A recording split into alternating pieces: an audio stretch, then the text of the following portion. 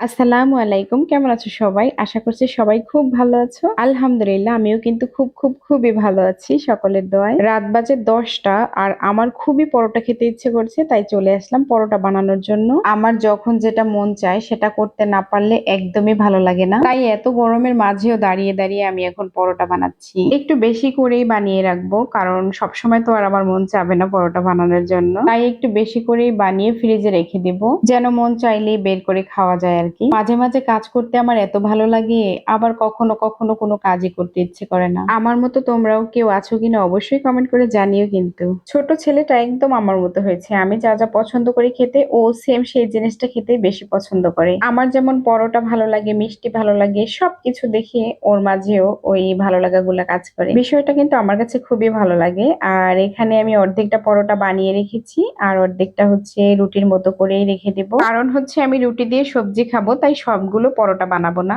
এদিকে আমার একটা পরোটা রেডি, এবার আমি এটাকে ভেজে নিব। যখন নিজে কষ্ট করে কোনো কিছু বানাই তখন মায়ের কথা খুব বেশি মনে পড়ে, কারণ আগে তো কোনো কিছু খেতে ইচ্ছে করলে মাকে বলতাম আর মা বানিয়ে দিত, আর এখন নিজের কষ্ট করে করে তারপর খেতে হয়। তো এই পরোটাগুলো আমি রেখে দিব পরে খাওয়ার জন্য। আর এখন গরম গরম যেগুলো ভেজে নিয়েছি সেগুলোই খাচ্ছি। গরমে আমি একদম ঘেমে ভিজে গিয়েছি। খুব বেশি গরম, খুব বেশি শীত কোনোটাই আমি তেমন পছন্দ করি না। আমার কাছে মিডিয়াম তাপমাত্রা সবচেয়ে বেশি ভালো লাগে। যাই হোক, আমি কিন্তু খেয়ে খুবই শান্তি পেলাম, কারণ আমার খুব ভালো লেগেছে। গরম গরম পরোটা তার সাথে ডিম ভাজা আমার কাছে অসাধারণ লাগে। জীবনে কি আছে খাওয়া দাওয়া আর ঘুম ছাড়া, তাই না? তাই যখন যেটা মন চাবে সেটাই খেয়ে নিবেন। আজকের মতো এ পর্যন্তই, দেখা হবে নতুন কোনো ভিডিও নিয়ে। আল্লাহ হাফিজ।